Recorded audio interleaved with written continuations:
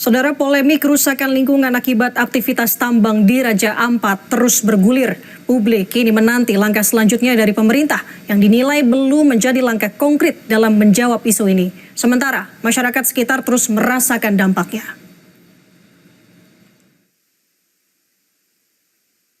Hutan belantara yang dulu hijau lebat itu seketika gundul, terbuka menganga di sana-sini.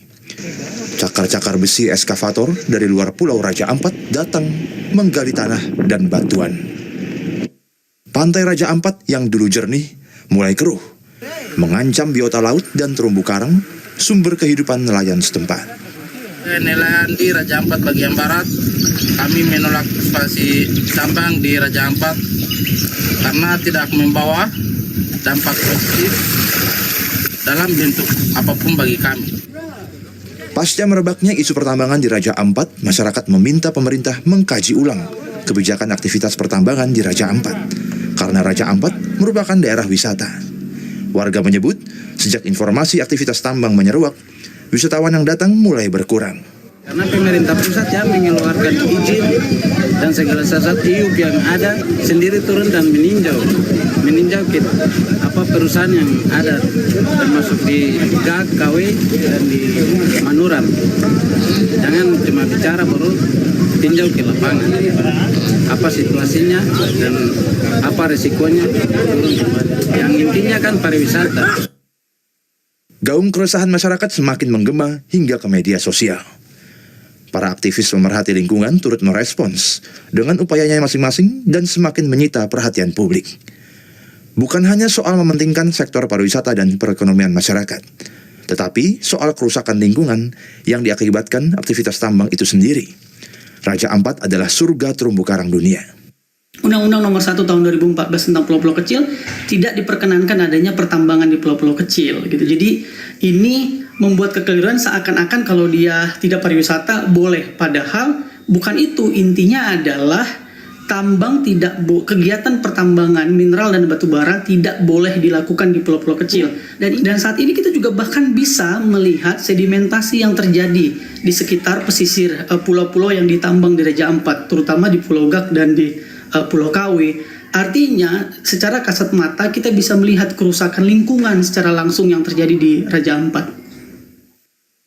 Merespons tudingan merusak ekosistem, PT GAG Nikel mengklaim pihaknya sudah membangun tempat reklamasi khusus. PLT Presiden Direktur PT GAG Nikel, Arya Arditya menjelaskan, kegiatan di Pulau Gak, Raja Ampat tidak hanya mengedepankan kepatuhan regulasi. PT GAG Nikel juga mengklaim memastikan jejak ekologis tambang diminimalisasi. Direktorat Tindak Pidana Tertentu Bareskrim Polri menyelidiki dugaan tindak pidana dalam aktivitas tambang nikel di Raja Ampat, Papua Barat Daya. Penyelidikan ini dilakukan berdasarkan temuan penyidik di lapangan, bukan pelaporan, termasuk terkait 4 izin usaha pertambangan yang telah dicabut pemerintah.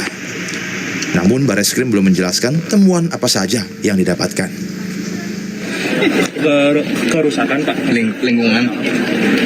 Ya namanya tambang itu pasti selalu ada kerusakan lingkungan. Itu emang tambang mana yang nggak ada kerusakan lingkungan, makanya nanti direklamasi. Walaupun ada izinnya, makanya ada aturan untuk reklamasi. Ada di situ kewajiban pengusaha untuk memberikan jaminan reklamasi.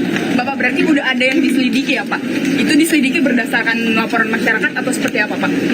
Atau temuan? Atau LPA? Ya temuan aja lah. Merespons penyelidikan Bareskrim Polri, Menteri Energi dan Sumber Daya Mineral Bahlil Lahadalia ingin persoalan tambang di Raja Ampat, Papua Barat Daya diselesaikan secara adat.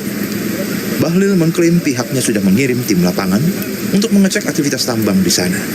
Saya pikir nanti coba kami akan komunikasikan secara baik-baik dengan pihak kepolisian, para penegak hukum, untuk agar bagaimana caranya bisa kita selesaikan secara adat Papua, ya.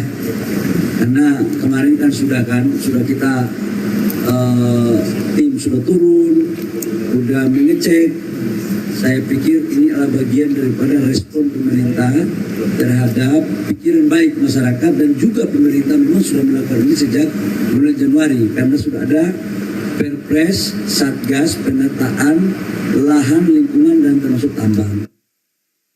Polda Papua Barat Daya turut mengawal kebijakan pemerintah itu terkait perizinan dan pengawasan aktivitas tambang di Raja Ampat.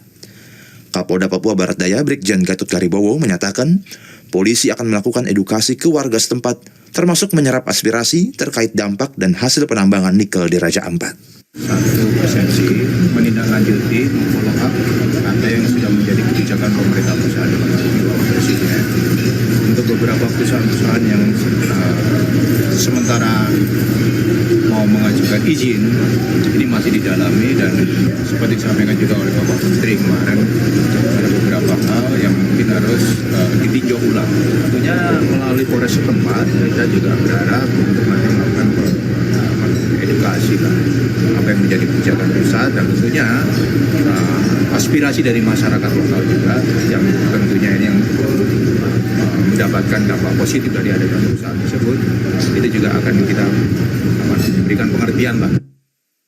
Kini publik menanti apakah langkah pemerintah saat ini sebagai jawaban mutlak penyelamatan lingkungan di Raja Ampat sebelum penyesalan besar karena dampak kerusakan lingkungan selalu masif dan permanen. Tim Liputan Kompas TV.